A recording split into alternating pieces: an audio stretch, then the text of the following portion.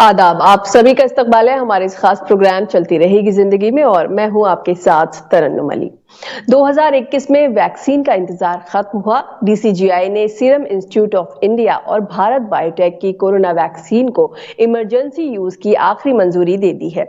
वहीं वैक्सीनेशन शुरू होने की तारीख के ऐलान से पहले सभी जरूरी तैयारियों को परखना भी जरूरी था, जिसके लिए 2 जनवरी से मुल्क की सभी रियासतों में कोविड वैक्सीनेशन का ड्राई रन शुरू हुआ।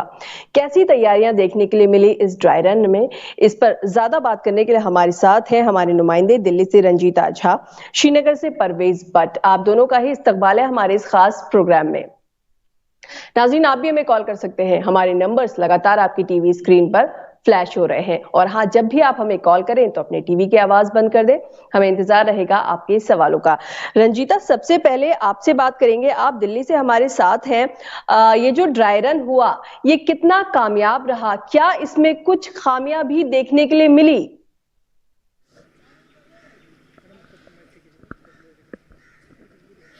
तरन्नुम, देखिए, रंजीता, क्या कोरोना आप को जी लेकर जिस तरह से 2020 ना सिर्फ भारत के लिए बल्कि पूरे विश्व के लिए एक ऐसी स्थिति थी जिसमें लोग डर में जी रहे थे, भय में जी रहे थे।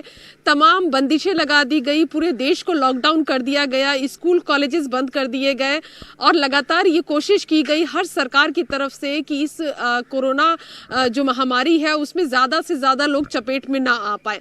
वैक्सीन का दौर अब शुरू हो चुका है, 2021 की शुरुआत हो चुकी है और भारतवासियों के लिए हम कह सकते हैं कि राहत भरी खबर और खुशखबरी ये कि 2 ऐसे वैक्सीन है जिसको सरकार ने इजाजत दे दी है कि आपात स्थिति में उसका यूज किया जा सकता है, जिसमें सीरम इंस्टीट्यूट की एक वैक्सीन है और दूसरा जो देसी टीका है भारत बायोटेक। तो जो जो जिस ड्राई रन का सवाल जो आपका पहला था कि ड्राई रन जो किया गया उसका उद्देश्य क्या है और कितना कारगर ये ड्राई रन रहा, ड्राई रन को लेकर के एक हम कह सकते हैं कि सरकार ने अपनी तरफ से जो एक तैयारी की थी कि कोरोना वैक्सीनेशन का काम जब देश में शुरू किया जाएगा, क्योंकि तरन्नुम देखिए उसके लिए एक बेसिक स्ट्रक्चर की जरूरत थी।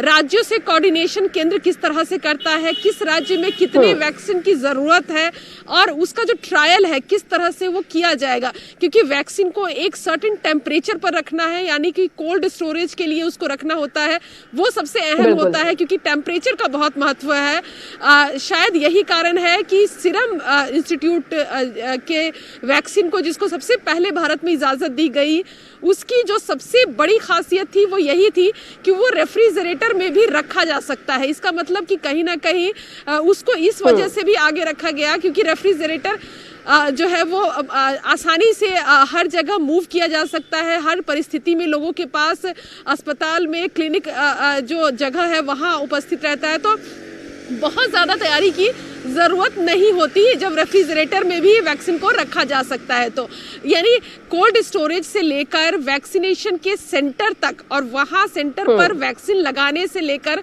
उसके आगे के रिएक्शन, क्योंकि वो बहुत अहम है तरन्नुम। इंजेक्शन लगने के बाद, वैक्सीनेशन के बाद किस तरह के साइड इफेक्ट होते हैं, क्या उसकी मॉनिटरिंग प्रॉपर तरीके से हो रही है या नहीं, उसको लेकर इस ड्राई रन की शुरुआत की गई थी। पहले 4 राज्यों में 29 और 30 दिसंबर को 4 राज्यों से शुरुआत की गई और 2 जनवरी को पूरे देश में ड्राई रन किया गया। ये देखने की कोशिश की गई कि ड्राई रन यानी एक तरह से हम कह सकते हैं कि मॉक ड्रिल किया गया। ये दिखाया गया कि ना सिर्फ टीका देने का काम नहीं, बल्कि ये जो पूरा प्रोसेस है उसमें क्या क्या हडल आते हैं, अगर हडल आते भी हैं तो जब वैक्सीनेशन का काम किया जाएगा उस समय उस हडल्स को दूर किया जाए। तो एक तरह से क्योंकि ड्राई रन के दौरान जो राष्ट्रीय जो हम कह सकते हैं केंद्रीय स्वास्थ्य मंत्री डॉक्टर हर्षवर्धन वो भी जीटीबी हॉस्पिटल गए थे जहां ड्राई रन किया गया था और उन्होंने साफ तौर पर ये कहा कि ये एक कोशिश की जा रही है सरकार की तरफ से देखने की कि किस तरह से ये पूरी प्रक्रिया चलेगी और इसके साथ ही उस प्रक्रिया के दौरान जो भी सुझाव आते हैं, क्योंकि पूरे देश में किया गया तरन्नुम और अलग अलग जगहों से अलग अलग फीडबैक लिया गया। जी बिल्कुल रंजीता, जैसे कि अब ड्राई रन भी हो चुका है और वैक्सीन भी आ चुकी है, तो आपको क्या लग रहा है कि कब तक वैक्सीनेशन प्रोग्राम जो है वो स्टार्ट होगा?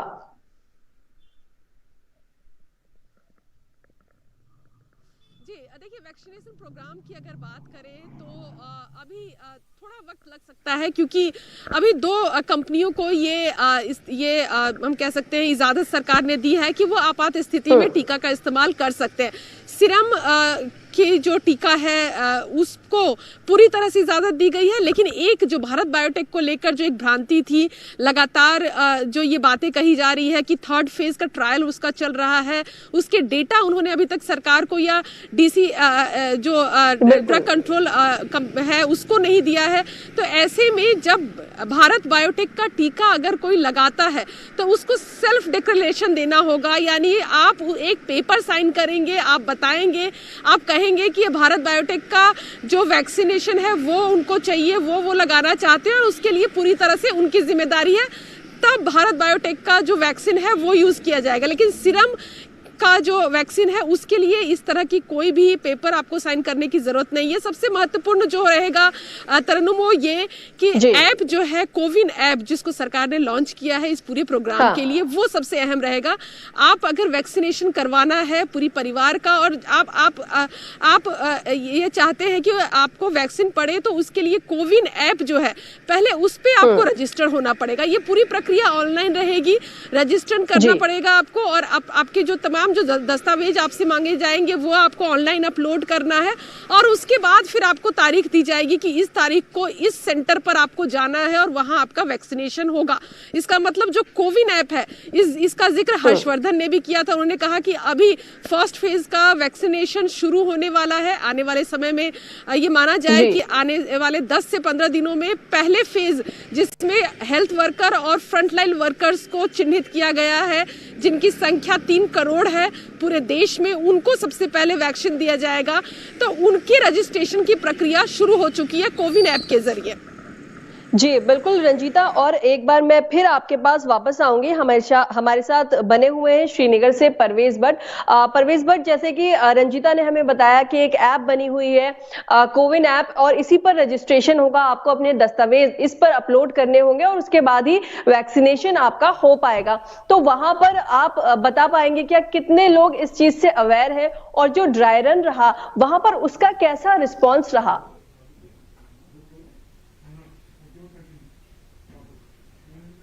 जी बिल्कुल तरन्नुम, सबसे पहले तो मैं ये बताना चाहूंगा कि जो कोविड की महामारी है वो पूरी दुनिया के साथ साथ कश्मीर में भी काफी ज्यादा झेलनी पड़ी। यहाँ पे अगर हम बात करें तो 1 लाख से ज्यादा जो है अभी तक इससे मुतासिर हुए हैं और वहीं 1800 से ज्यादा यहाँ पे अभी तक अमवात हुई है इससे।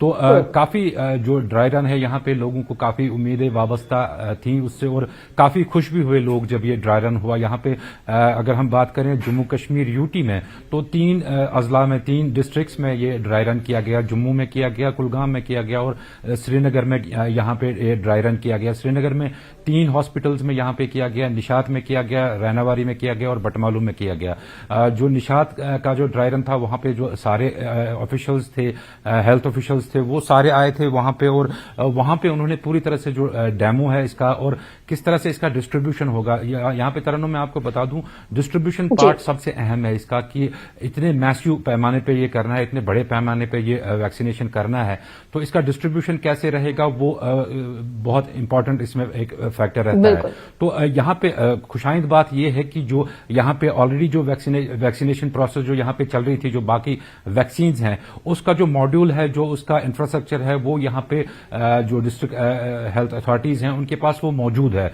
कोशिश की जाएगी कि वैसे ही उसी पैटर्न पे सेटअप उस जो इंफ्रास्ट्रक्चर है उसको यूज करके जो ये कोविड वैक्सीन आ रहे हैं इनका भी उसी में इस्तेमाल किया जाएगा। और बिल्कुल यहाँ हमने जो हेल्थ ऑफिशियल से बात की यहाँ पे उन्होंने कहा, हमने उनसे पूछा कि कब तक कितनी तैयारियां अभी तक हो चुकी हैं इस सिलसिले में और किस तरह से ये प्रोसेस शुरू हुआ तो होगा, तो उनका साफ कहना था कि जो ये प्रोसेस है ये अब बस ही कुछ ही दिनों में ये शुरू होने वाला है और सबसे पहले जो है वो जो फ्रंटलाइन वर्कर्स हैं जिनको हेल्थ वर्कर्स भी कहा जाता है उनको ये वैक्सीन दिया जाएगा। उसके बाद जो है सिक्योरिटी फोर्सेस के एहलकार आते हैं जिसमें पुलिस आता है, आर्मी आती है या बाकी जो सिक्योरिटी एजेंसीज हैं उनके एहलकार हैं, तो उनको बाद में ये वैक्सीनेशन दिया जाएगा। थर्ड स्टेज में ये जो आम पब्लिक है, आम पब्लिक में से भी जो 60 साल की उम्र से ज्यादा जिनकी एज हो और जिनको बाकी जो अमराज हैं उनमें वो मुब्तला हो, जैसे शुगर हो या डायबिटीज हो,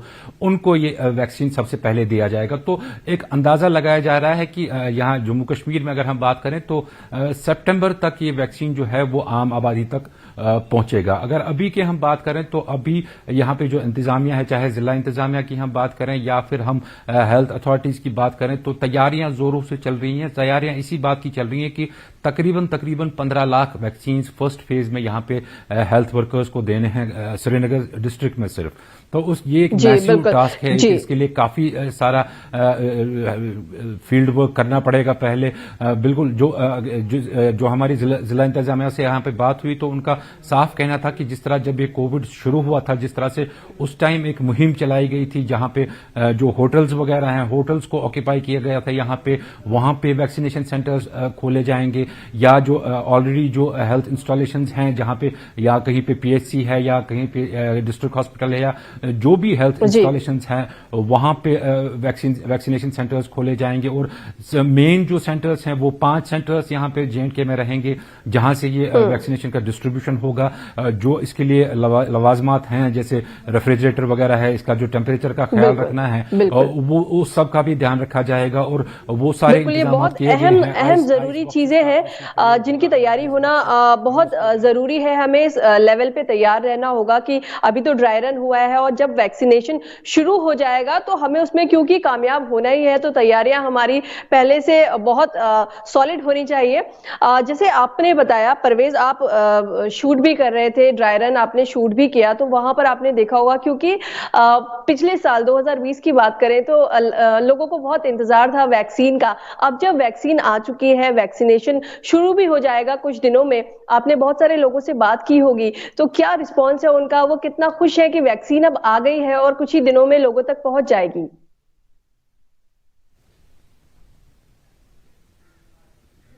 जी तरन्नुम, मैं आपको बता दूं ये जो ड्राई रन यहाँ पे हुआ इससे लोगों में जरूर एक उम्मीद जगी है। जो यहाँ पे जो 2020 में जो माहौल बना था कोविड की वजह से पूरे देश के साथ साथ जम्मू कश्मीर में भी जिस तरह का डर पैदा हो गया था और जिस तरह की महामारी भी हुई, जिस तरह से लोगों की अमवात भी हुई, इसमें काफी सारे लोगों ने अपनी जानें इसमें गंवा दी, तो लोगों को ये काफी फिक्रमंद थे। और दूसरा अगर इसमें एक और पहलू देखें तो इकोनॉमिकली जो है वो सारा जो मुल्क है वो ठप हो चुका है कोविड महामारी की वजह से। जो बिजनेस सेक्टर है वो काफी लॉसेस में चल रहा है, तो वो एक पहलू भी है इसमें। साथ में जो इंपॉर्टेंट पहलू जो हेल्थ पहलू है इसमें वो यही था कि जो लोग काफी बेसब्री से इंतजार कर रहे थे कि कहीं से ये वैक्सीन का इसमें शुरुआत हो जाए। तो जो ये ड्राई रन हुआ था 2 जनवरी को यहाँ पे, तो लोगों की उम्मीदें काफी सारी इसमें जगी हैं। लेकिन अभी तक अगर हम बात करें तो अभी तक सरकार की तरफ से या जिला इंतजामिया की तरफ से या डिस्ट्रिक्ट एडमिनिस्ट्रेशन की तरफ से ये बात साफ नहीं हो पा रही है कि एफिकेसी कितनी है, जो ये वैक्सीन आएंगे ये कितना कारगर रहेंगे, क्योंकि 2 वैक्सीन की बात चल रही है। किस तरह से ये बाजार में आएंगे, चाहे जो केमिस्ट के भी पास भी आएंगे, क्या रेट्स इनकी रहेगी, इनका डोज क्या होगा, इस हवाले से अभी हेल्थ अथॉरिटी जो है वो अभी पूरी तरह से जानकारी लोगों में नहीं दे पा रही है। तो कुछ खदशात लोगों में इसके हवाले से भी हैं कि क्या प्रोसेस रहेगा इसका। हालांकि ड्राई रन से काफी लोग मुतमईन हो गए थे कि जो अरेंजमेंट्स है वो पुख्ता किए गए हैं कि किस तरह से ये वैक्सीन डिस्ट्रीब्यूट किया जाएगा, लेकिन खदशात ये भी हैं बिल्कुल परवेज, अभी वैक्सीन को लेकर के कुछ सवाल तो है लोगों के जहन में, लेकिन एक खुशी भी है कि वैक्सीन अब आ गई है। आपके पास मैं वापस आऊंगी, हमारे साथ रंजीता बनी हुई है। रंजीता, आपसे जानना चाहूंगी क्योंकि आपके घर में, आपके परिवार में कोरोना हो गया था कुछ लोगों को, तो अब जब वैक्सीन आ गई है तो आप इस बारे में क्या सोच रही हैं, कितनी खुश हैं? क्योंकि आपने देखा है कि जब किसी को कोरोना होता है तो कितना मुश्किल लगता है, कितनी मुश्किल जिंदगी लगती है। अब जब वैक्सीन आ गई है तो कैसा लग रहा है?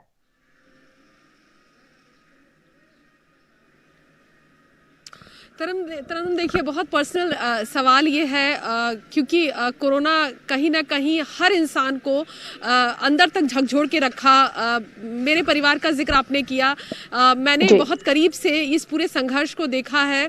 क्योंकि मैं रिपोर्टिंग में हूँ और मुझे हमेशा ये डर रहता था कि शायद मेरी वजह से मेरे घर में संक्रमण हो सकता है, लेकिन जिस तरह का हमारा काम है, हमारी पहली जिम्मेदारी है कि हम लोगों तक खबर पहुंचा सके, उनको जागरूक कर सके। और कोरोना के वक्त में सबसे ज्यादा लोगों की जो लोगों का विश्वास था वो मीडिया पर था, खबरों पर था, और लगातार वो टीवी से चिपक कर रहते थे ताकि उनको सारी जानकारियां मिल सके।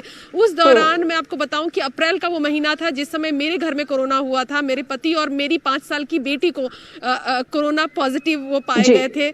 इमोशनल वक्त था मेरे लिए खुद को संभालना, क्योंकि मैं नेगेटिव थी और मेरे ऊपर ये पूरी दामोदार थी कि मुझे किस तरह से इससे निकलना है।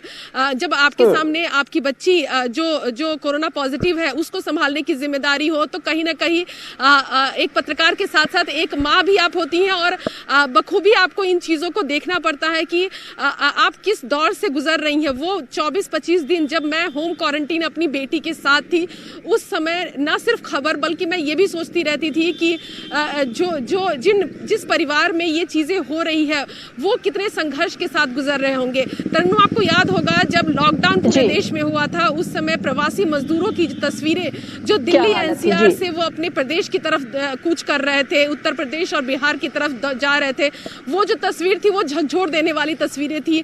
उस समय छोटे छोटे बच्चों को लेकर उनके माँ बाप जो है वो इस आस से कि अब उनके पास न तो नौकरी नहीं, ना घर यहाँ पर रोकना चाहूंगी। कॉलर हमारे साथ जुड़ गए हैं, पहले इनका सवाल ले लेते हैं, ये हमसे क्या पूछना चाहते हैं।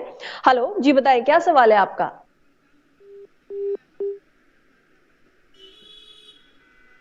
हेलो जी, लगता है कॉलर अब हमारे साथ लाइन पर नहीं है। रंजीता, आप बताएं, आप कंटिन्यू करें। आप हमें बता रही थी कि जब शुरुआत में लॉकडाउन हुआ और जो मजदूर थे वो जिस तरह से शहर छोड़कर जा रहे थे, उनके पास कोई काम नहीं था, आमदनी का कोई जरिया नहीं था, खाने का कोई ठिकाना नहीं था और सब अपने अपने वतन वापस जा रहे थे, तो वो एक बहुत मुश्किल वक्त था उन लोगों के लिए तो था ही, लेकिन जो लोग देख रहे थे और उनके लिए कुछ कर नहीं सकते थे, वो भी बहुत ऐसा महसूस कर रहे थे कि वो उनके लिए कुछ कर क्यों नहीं पा रहे हैं। जी बिल्कुल तरन्नुम, और हम कह सकते हैं कोरोना ने बहुत चीज़ें दिखाई लोगों को, कई तरह के एक्सपीरियंस लोगों को दिखाए। जो लोग जिनको अपने घर में अपने लोगों से, अपने परिवार से बात करने का वक्त नहीं होता था, अलग अलग चीज़ें थी तरन्नुम। कई पॉजिटिव चीज़ें भी निकल कर आई कोरोना के दौरान, जब लोगों को लॉकडाउन की वजह से घर में रहना पड़ा।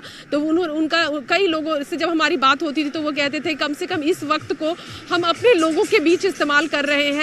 माता पिता ऑफिस चले जाते थे, बच्चों को समय नहीं दे पाते थे, बच्चों के ऑनलाइन क्लासेस शुरू हो गए। मतलब हम कह सकते हैं कि जब हम छोटे थे हमें मोबाइल या कंप्यूटर समझने में बहुत वक्त लग गया तरन्नुम, लेकिन ये जो जनरेशन अभी आया है कोरोना की वजह से, या फिर जो भी आईटी की जो चीजें हैं, आज के बच्चे ज्यादा मोबाइल फ्रेंडली या टेक्नोलॉजी फ्रेंडली हो गए हैं ड्यू टू कोरोना। तो हम कह सकते हैं कि कोरोना ने बहुत चीजें लोगों को दिखाई और जिंदगी में लोगों को अपने अंदर बदलाव करने के भी मौके दिए कि ये जो समय बिल्कुल और यहाँ पर हम बच्चों की ही बात नहीं करेंगे। बिल्कुल रंजीता, यहाँ पर बच्चों की ही बात नहीं करेंगे, जो घर के बड़े हैं, बुजुर्ग हैं, या हम अपनी ही बात करेंगे।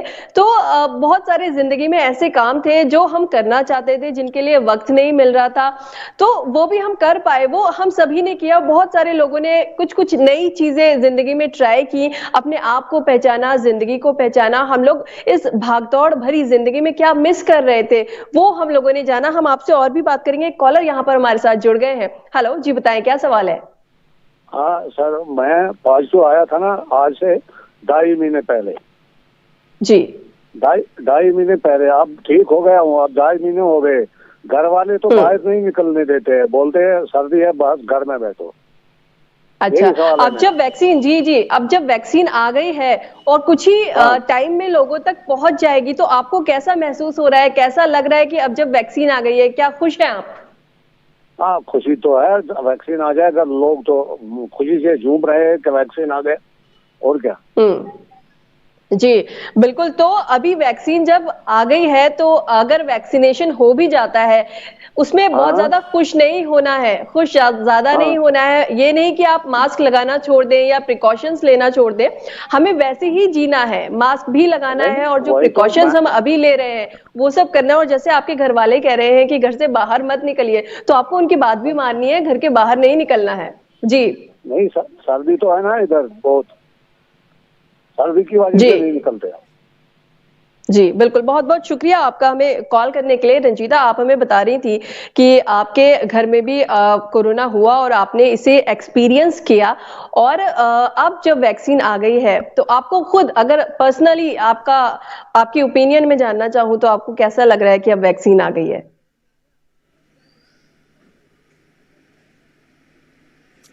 तरन्नुम, बहुत करीब से मैंने देखा है, जैसे मैंने बताया आपको कि जो चीज़ें हैं वो बहुत मुश्किल दौर से गुजरी थी। तमाम चीज़ें देखा हमने। मेरे जो पति हैं वो अस्पताल में एडमिट थे और मैं अपनी बेटी के साथ होम आइसोलेशन में थी। वो दौर देखा है और कहीं ना कहीं मैं ये कह सकती हूँ कि न सिर्फ मैंने बल्कि भारत में कई ऐसे सैकड़ों परिवार वाले हैं जिन्होंने ये झेला। कई ने अपने बहुत करीबियों को इस बीमारी की वजह से खो दिया। तो कहीं ना कहीं उनके लिए एक बहुत राहत भरी खबर है। एक उम्मीद हम कह सकते हैं, उम्मीद है वैक्सीन को लेकर। एफिशिएंसी की बात जिस तरह से हमारे जो कलीग हैं उन्होंने कहा कि एफिशिएंसी क्या है वैक्सीन की, वो देखना ज़्यादा ज़रूरी है। जिस पर कहीं ना कहीं सीरम इंस्टीट्यूट की जो वैक्सीन है, जो यूके में भी जिसको सहमति मिली थी, यूके में सीरम की ही जो पार्टनर है एस्ट्राजेनिका, उसको अनुमति पहले मिली थी और उसके बाद ये उम्मीद जताई जा रही थी कि सीरम का जो वैक्सीन है उसको शायद भारत में सबसे पहले इजाज़त दी जाएगी और हुआ भी ऐसा ही। एफिशिएंसी की अगर बात करें तो सीरम की जो कोरोना वैक्सीन है वो 70% तक एफिशिएंसी की बात कहती है। इसका मतलब कि 70% तक सुरक्षित है ये वैक्सीन। तो ये जो आपने कहा अभी अपने कॉलर को भी, तरन्नुम, की वैक्सीन आ गई है, टीका लगवाना जरूरी है, निश्चित तौर पर जरूरी है, जागरूक होना खासकर ज्यादा जरूरी है। लेकिन उसके साथ ही ये ढिलाई नहीं होनी चाहिए कि हम मास्क नहीं लगाएंगे, सोशल डिस्टेंसिंग का पालन नहीं करेंगे। ये तमाम चीजें अब जीवन में हम कह सकते हैं हमें लाइफस्टाइल में अपने लाने की जरूरत है, क्योंकि अभी भी कहर खत्म नहीं हुआ है। अभी भी कई ऐसे राज्य हैं जहां कोरोना के केसेस जो है वो अभी भी आ रहे हैं। दिल्ली अगर राजधानी की हम बात करें तो पिछले 4 हफ्तों में पहली बार ऐसा हुआ है कि 500 से कम केसेस आए, लेकिन केसेस अभी भी आ रहे हैं। तो ऐसे में लोगों को पूरी तरह से फुर्सत लेने की जरूरत नहीं है। थोड़ी सी सावधानी आपको बहुत सुरक्षा दे सकती है, आपके अपनों को सुरक्षा दे सकती है। तो ऐसे में टीका के साथ साथ मास्क भी जरूरी है। बिल्कुल, ये सारी चीजें जरूरी हैं वैक्सीनेशन के बाद भी, क्योंकि अक्सर अभी अगर हम लोगों से बात करें तो वो बहुत खुश है कि वैक्सीन आ गई है और इसके बाद शायद हम पहले की तरह जिंदगी जी पाएंगे। लेकिन ये इतना आसान नहीं है। अभी भी हमें वही सारी चीजें फॉलो करनी है जो 2020 में हम लोगों ने की है। रंजीता, जैसे ये जो अब ड्राई रन हो गया है, इसके बाद ये कहा जा रहा था कि ड्राई रन के बाद एक रिपोर्ट तैयार होगी जो सेंटर को भेजी जाएगी। तो क्या ये रिपोर्ट अब तैयार हो चुकी है? क्या ये भेजी जा चुकी है या भेजनी बाकी है?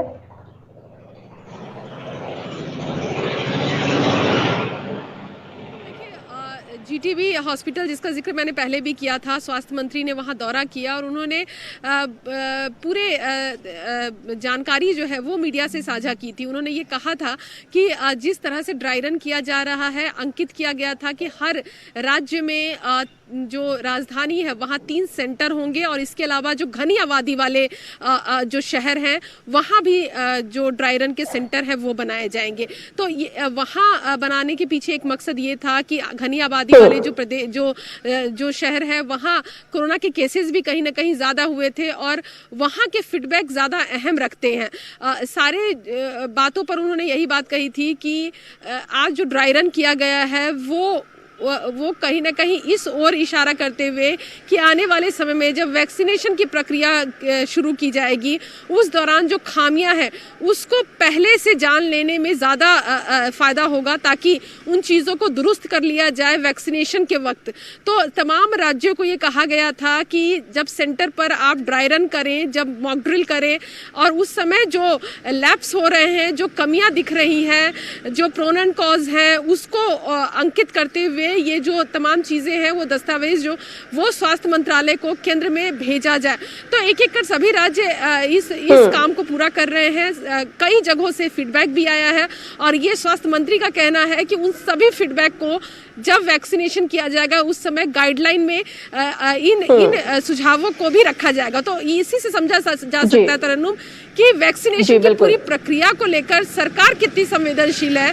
सरकार को ये पता है कि एक छोटी सी चूक जो है वो कई मुसीबतों को ला सकता है। जिस तरह से ये कहा गया कि वैक्सीनेशन के बाद 30 मिनट तक पेशेंट को ऑब्जर्वेशन में रखा जाएगा। आपके पास मैं आऊंगी लगातार। हमारे साथ श्रीनगर से बने हुए हैं परवेज भट्ट। परवेज, आप ये बताइए, जैसे कि अब ये जो ड्राई रन प्रोग्राम है ये कामयाब हो चुका है, तो आपको क्या लग रहा है इस महीने से हम वैक्सीनेशन प्रोग्राम देखेंगे, स्टार्ट हो जाएगा?